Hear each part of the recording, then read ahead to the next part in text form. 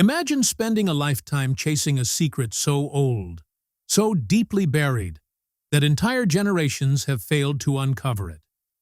For over 2 centuries, treasure hunters, historians, and skeptics alike have been drawn to one of the most puzzling mysteries in North America, the legendary Money Pit on Oak Island. But now, after years of excavations, cryptic clues, and heart-stopping discoveries, something extraordinary has happened, a revelation that could shake the foundations of history itself. In a stunning development, Rick Lagina has just confirmed what many believed was impossible: the uncovering of an ancient vault believed to be connected to the medieval Knights Templar. If true, this discovery doesn't just solve a mystery, it rewrites it. Tonight, we dive deep into the evidence, the secret chamber, the Templar connection, and how this breakthrough might finally solve the 200-year-old Oak Island enigma. Before we begin, don't forget to subscribe and hit the notification bell so you never miss our next deep dive documentary. The announcement came quietly, almost too quietly for what it meant. After months of sonar mapping and failed boreholes, Rick's team finally hit something that didn't fit: a void precisely 180 feet below the swamp zone, sealed and perfectly preserved. The chamber had no record in any prior excavation data, and according to every geological model, it shouldn't even exist. But there it was, a hidden pocket cut into the bedrock right beneath a tunnel that connected directly to the original Money Pit alignment. For Rick, it wasn't just another dig site, it was the anomaly they'd been chasing for years, the one that didn't belong. Initial scans came back strange, showing metallic density readings too heavy for natural formations and too organized for coincidence. It wasn't a single mass of debris. It was layered, intentional, designed, and it ran parallel to a secondary shaft that had never appeared on 18th-century recovery maps. That was the first real sign that this wasn't the work of any early settler or prospector. Someone had engineered this centuries before. Rick's first words after the readings came through were caught on camera. This could be the original vault. When the team finally broke through the chamber's outer seal, the first thing they saw was stone, hand-carved, water-worn, and marked. Sitting at the base of the entryway was a limestone slab no larger than a door, bearing a symbol none of them mistook for coincidence: a weathered cross pate, the same cross used by the Knights Templar. The carving wasn't recent. It had the erosion marks of centuries. Carbon dating later confirmed what Rick already suspected. The tablet was older than any colonial settlement, older even than the first European maps of the region. What truly stunned the researchers wasn't the cross itself, but how the stone was preserved. Marine clay had been used to seal it perfectly, a technique known to prevent saltwater corrosion. That level of foresight suggested whoever built this chamber understood both geology and engineering far beyond their era.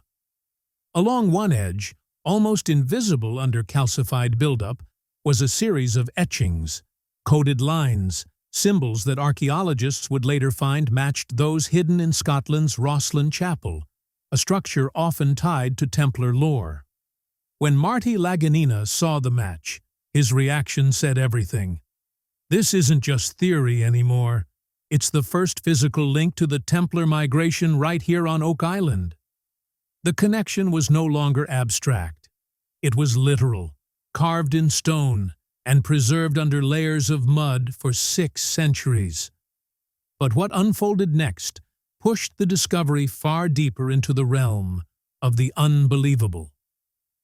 As the chamber expanded farther into the bedrock, the radar crew ran another sweep, and this time the readings returned in flawless, evenly spaced pulses. Metallic echoes repeating with almost mathematical precision throughout the chamber. Whatever was hidden below wasn't some random formation. The scans revealed structured rows, shapes far too deliberate and consistent to be natural rock or scattered debris. Rick called for a microdrill probe, a delicate procedure meant to pull up trace samples without destabilizing the chamber. When the drill rose back to the surface, the material tray said everything for them. Quartz dust blended with fine specks of gold. But this wasn't native gold. It had been refined, hammered, melted, crafted long ago. The kind of workmanship found in sacred relics, not ordinary currency. For the first time in years, Rick let his guard slip and said the line that would explode across every Oak Island discussion group on Earth. We may not be chasing legend anymore. We're standing over it. That single sentence shifted the entire search. If the gold beneath Oak Island had been refined before European boots ever touched Nova Scotia, then the story wasn't just about buried treasure.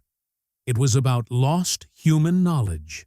The team needed a framework, something that could reveal who put it there and for what purpose. That answer didn't come from the soil. It came from the past. Inside the French naval archives of La Rochelle, a forgotten 1701 chart resurfaced while a maritime historian examined colonial shipping routes. Fragile and faded, the map carried a title that sent shockwaves through Rick and Marty the moment they read it. L'Île de l'Or Perdu, the Island of Lost Gold. After correcting for centuries of magnetic drift, the coordinates lined up with Oak Island's shape almost perfectly. But it wasn't the mapping that stunned them most.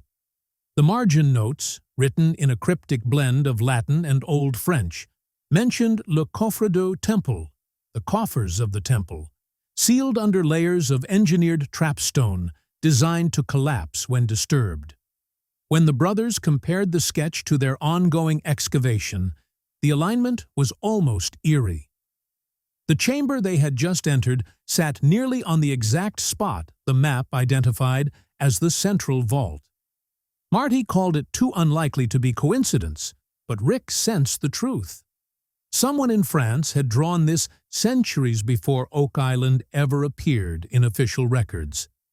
That meant knowledge of the vault survived long after the suppression of the Templars, possibly carried by exiled sailors who slipped away across the Atlantic with fragments of the Order's treasure.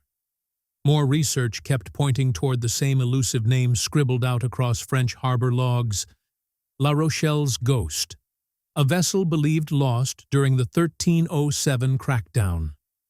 Historians speculated it escaped under a false identity and vanished into the western horizon.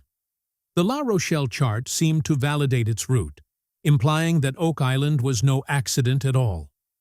It was the final destination of a deliberate voyage, a hiding place for something the French crown was never intended to uncover. Meanwhile, work inside the chamber pressed on.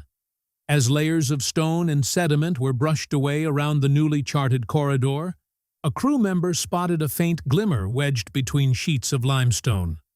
What they first dismissed as a stray wire turned out to be a tiny fragment of brass chain fused within the stone like an ancient imprint. Once cleaned and viewed under magnification, the links revealed intricate engravings, each formed in the unmistakable design of the Templar cross. It wasn't a piece of jewelry. It was ceremonial regalia, likely part of the vestment chains worn by ranking knights. Laboratory analysis confirmed it wasn't colonial or modern. The alloy matched 13th-century French metallurgy, identical to chains found in Templar burial sites near Poitiers. Every feature, from the solder technique to the purity balance, screamed medieval Europe. The implications were massive. The artifact predated any documented European presence in the New World by at least a century and a half. The chain alone would have rewritten the Oak Island timeline, but what waited beneath it altered everything. While brushing away the sediment surrounding the artifact, The crew uncovered a lead container small enough to cradle in both hands, yet so decayed it looked like it might crumble apart. Its metal surface showed hand-shaped seams, sealed long ago with wax and resin. Inside, preserved by centuries of oxygen-free mud, lay a folded parchment scrap, still clinging to its wax backing. When conservators gently unrolled it under controlled humidity, faint black ink revealed flowing lines of medieval French script. The translation sent a cold ripple through everyone watching. The writing mentioned Lars Grand Tra, the Great Ark, and warned of Lucre sous la rose, the secret beneath the rose. These weren't random words. Both were well-known Templar code phrases. The Great Ark referred to relics carried out of Jerusalem, while the rose symbolized the veil of secrecy that protected sacred knowledge. Paleographers compared the handwriting with documented Templar clerical samples held in the Archives National de France. One match stood out clearly. A scribe active in Paris, right up until the order was condemned in 1307. That link placed the parchment firmly within the era of the final Grand Master himself. Yet what came next was even more astonishing. Using infrared imaging, linguists spotted faint inconsistencies in the first letters of each line. Together, they formed an acrostic that read Domus Dei, Latin for House of God. To Templar historians, that phrase carried significance far beyond faith. It pointed to the order's inner sanctum, the place where their most treasured relics were secured before being smuggled out of Europe. Rick stared at the translation for nearly a full minute before finally saying, "Whoever buried this didn't want it discovered. They wanted it remembered, but only by those who understood how to see the signs." The chain, the parchment, the map. None of them were accidental. Together, they created a path stretching from medieval France across an ocean and ending beneath a swamp in Nova Scotia.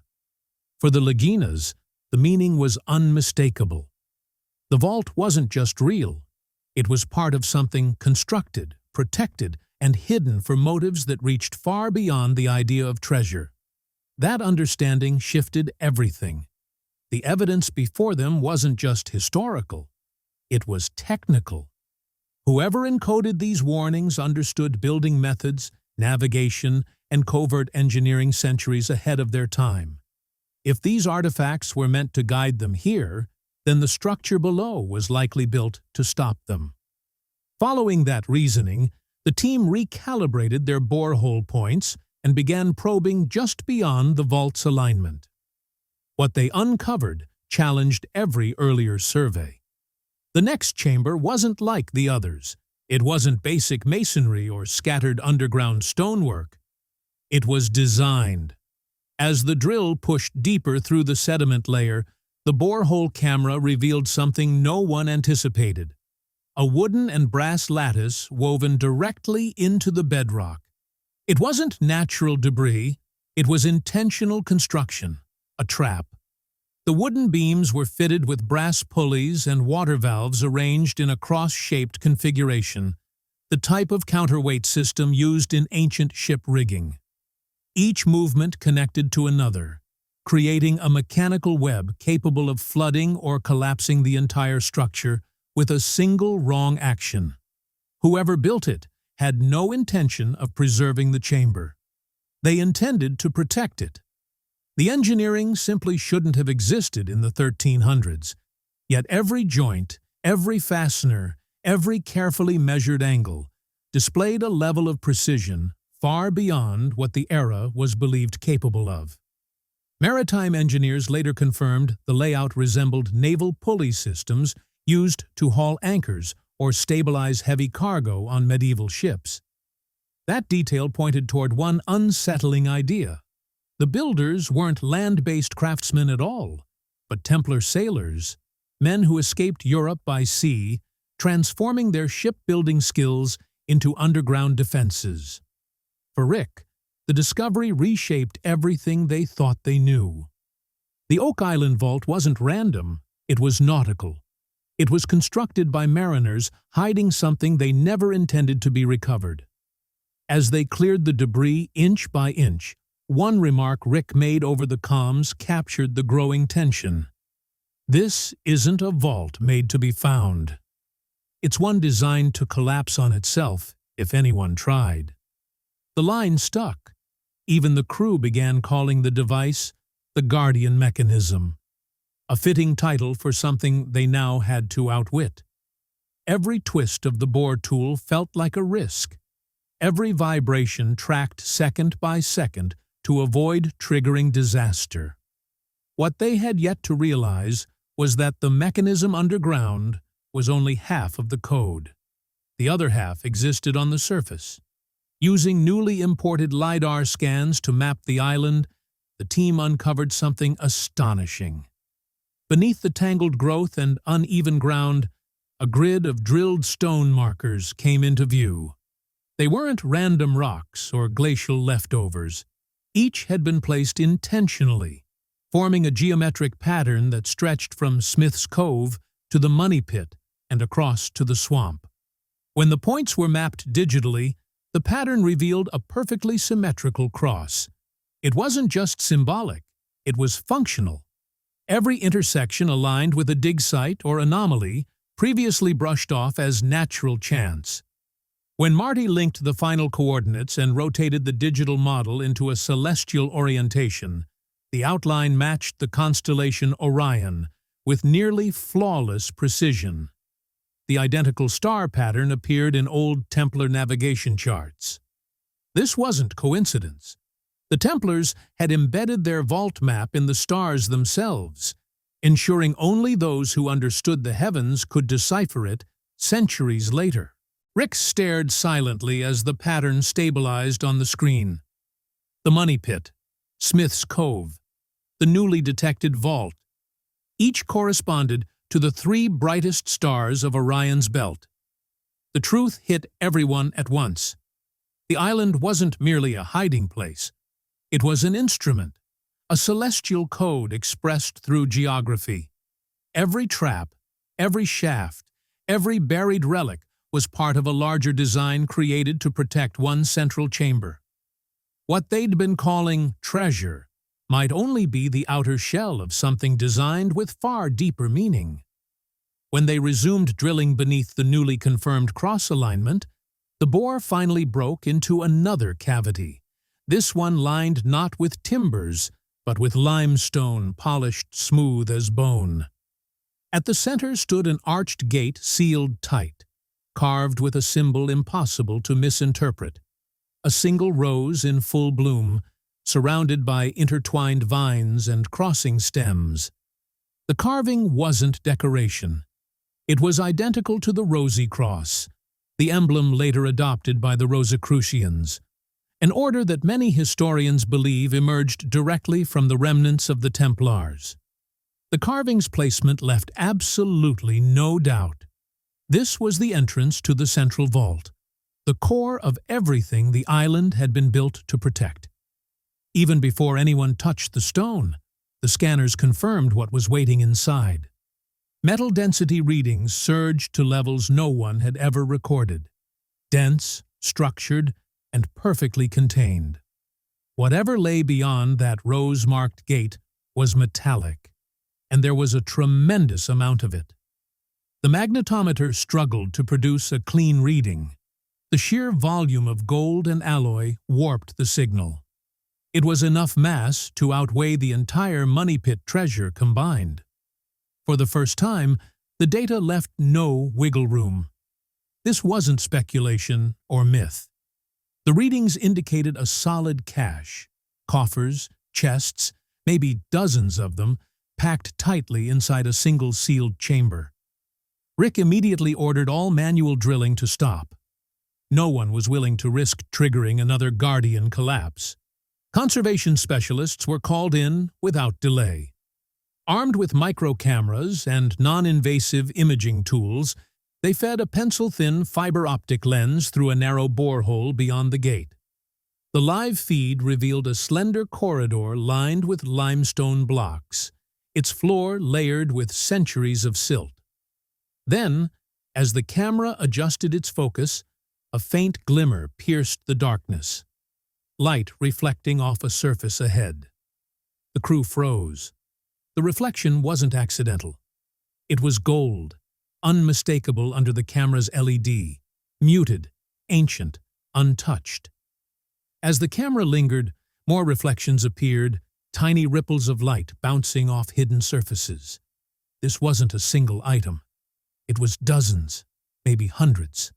A sealed vault of gold beneath the rose, undisturbed for more than 6 centuries. Rick said nothing, but the look in his eyes said everything. Astonishment, disbelief, and something deeper. A realization that what they were seeing wasn't simply wealth. It was a message encoded through architecture, geometry, and belief. For generations, Oak Island had been a tale of misdirection, failed attempts, and carefully crafted traps. But now, as the camera captured the shimmer behind the Rose Gate, one truth became undeniable. The island had never been designed to hide treasure for riches. It had been built to guard a purpose. As the feed steadied, the golden reflections resolved into shapes, angles, and cast shadows that revealed intentional organization rather than clutter. And then, at the center of the chamber, one object stood out from all the rest. It wasn't a chest or ingot. It was crafted, deliberate, elegant, an ornate chalice standing upright on a limestone pedestal. Even through the murky camera image, its silhouette was clear. A wide bowl, a flared rim, a stem entwined with carved vines. When the extraction team finally retrieved it days later, the room fell into total silence. The chalice's weight alone felt heavy with history. Its surface didn't gleam like ordinary gold. Instead, it shone with a warmer, richer tone, an alloy unfamiliar to modern metallurgy. Later, laboratory spectrometry confirmed what seemed impossible. The chalice had been forged from Byzantine gold mixed with Frankish silver, a metallurgical blend lost since the 12th century. Every curve, every etched line told the story of two worlds, East and West, united not by conquest, but by belief, wealth, and a shared secrecy. Under magnification, delicate etchings along the chalice's inner rim revealed a Latin inscription, Veritas sub rosa, truth under the rose. The phrase was a classic marker of secrecy used by the Knights Templar in the confessions suppressed by the French crown during the Purge. It represented vows spoken beneath the rose in absolute silence. Rick understood the weight of the words instantly. This wasn't merely a symbol. It was a declaration, an oath preserved in metal across centuries. This could be the artifact they died to protect, he whispered, almost as if speaking to the past itself. No one answered. Every lens in the room focused on the single chalice shimmering under the floodlights, its shadow stretching across centuries of legend. News of the find traveled quickly. Within weeks, formal communication arrived from the Vatican Department of Sacred Antiquities. They requested high-resolution photographs, metallurgical analysis, and provenance records. The message carried no friendliness, only protocol, authority, and classification. The team complied, submitting the preliminary data through official archaeological channels. Days later, an archivist from the Vatican Apostolic Archive contacted them directly. What he revealed stunned the entire crew. The chalice's measurements and inscriptions matched a missing reliquary described in papal inventories from 1312, an object believed lost when the Templar archives were seized and destroyed. According to those records, the reliquary once held relic fragments traced to the early Church of Jerusalem, possibly artifacts carried from the Holy Land during the Crusades. It was last recorded under the custody of the Templar Grand Preceptor of France before the mass arrests began. No documentation of its seizure, destruction, or transfer ever appeared. For centuries, its trail simply vanished. Now, after 600 years, it had resurfaced beneath Oak Island. The Vatican's interest wasn't ceremonial. They proposed a joint assessment under international cultural heritage law. Legal teams from Canada, France, and the Holy See convened to determine ownership, preservation, and jurisdiction. The discovery had shifted from a televised mystery to a diplomatic issue. Heritage statutes stated that any pre-colonial artifact linked to European history might qualify for shared custody. But religious relics introduced a new challenge: spiritual authority. The chalice wasn't just a historical object. It could be sacred property. Marty put it bluntly. This just became bigger than Oak Island. It's global. Overnight, the dig transformed from an excavation site into a secure archaeological zone. Security increased. Government observers arrived. Media access was shut down. Every artifact, soil sample, and image file was locked under chain of custody protocols. Yet amid the diplomatic tension, Rick's focus never shifted. He didn't care about ownership. He cared about purpose, proof of why the vault existed at all. That proof emerged quietly from a piece they had nearly forgotten. The limestone tablet discovered at the chamber entrance, marked with Templar iconography. A visiting epigrapher suggested re-examining it under full-spectrum infrared. When they did, faint lines beneath the original carvings appeared, lines forming hidden text etched beneath the surface. These weren't decorative. They were coordinates, and not coordinates for Nova Scotia. When cross-checked with modern mapping tools, the coordinates pointed into the North Atlantic, to a remote landmass nearly 1,200 kilometers away, uninhabited and scarcely charted. Beneath the numbers was a simple Latin inscription: Hic est arca minor, arca major ultra est. Translation: This is the lesser vault. The greater lies beyond. The implications landed immediately. Everything uncovered on Oak Island, the traps, the codes, the coffers, wasn't the final destination at all. It was a waypoint, a guide.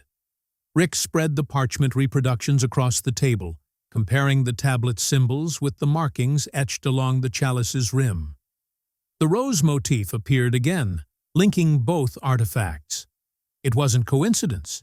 The rose was the cipher. Sub rosa, under the rose, wasn't just a phrase of secrecy. It was literal, a direction. The rose carved into Oak Island wasn't decoration. It was the gateway to the truth lying beyond it. When they overlaid the island's LiDAR-mapped geometric cross with the newly revealed coordinates, a chilling symmetry emerged. The same star alignment that outlined Orion over Nova Scotia extended flawlessly toward the second location. The pattern wasn't broken. It was incomplete. Oak Island was one half of a celestial equation, a mirrored constellation pointing across the ocean toward its counterpart. Historians began re-examining the legend of the fleeing Templar fleet. Some vessels were recorded. Others vanished entirely. What if the fleet hadn't been destroyed, but divided? One group stayed behind to build the lesser vault. The other sailed onward to construct the greater one, ensuring the Order's most sacred relics could never fall into the hands of any king or any church. The chalice was not the finale. It was the confirmation, the physical link between two sanctuaries created in secrecy across the sea. Rick studied the spread of data before him, the weight of understanding settling slowly. The vault beneath Oak Island wasn't a resting place for treasure. It was a decoy, an intentional safeguard. The true legacy of the Knights Templar remained hidden somewhere out in the North Atlantic, and the tablet's inscription was an invitation for anyone willing to look beyond gold. The chamber would soon fall under government protection and be sealed. But before that happened, Rick made one last visit. Standing inside the narrow corridor, he ran his hand across the rows carved into the limestone gate. Under the floodlights, the surface shimmered softly, the petals forming concentric rings around a tiny central mark. A compass rose, aligned perfectly to true north. The message was unmistakable now. Every clue, every artifact, every carefully laid misdirection over centuries had pointed to one truth. Oak Island was never the treasure. It was the map leading to it. Rick turned toward the camera crew, his voice steady, but weighted by realization. "If this is the lesser vault," he said, eyes fixed on the carved rows, "then what's waiting in the greater one?" The lens pulled back, capturing the chamber for the final time. The chalice glowing beneath gentle light, the rose etched into the stone, and the faint echo of seawater dripping from above. An unfinished story, suspended between history and legend, waiting for its next chapter to begin.